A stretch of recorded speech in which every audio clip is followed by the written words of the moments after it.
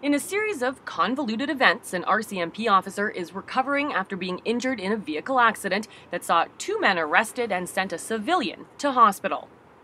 We received a report of a vehicle that had just been stolen from the 800 block of Pettigrew Street.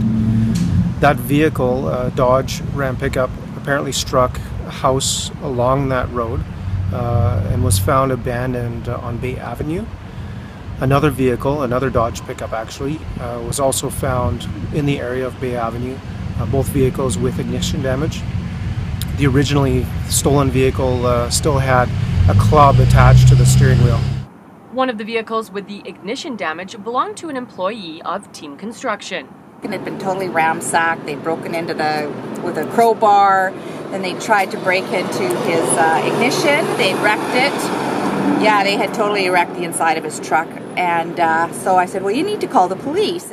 As the employee went to call police, he noticed officers setting up down the street. At the same time, a man was witnessed running down Ethel. This cop recognized him, I guess, as the suspect that they'd been staking out. I guess there'd been a stake out here trying to find these two guys that had been breaking into cars around here. So he jumped in the cop car, came flying down the road, never paid attention to the stop sign.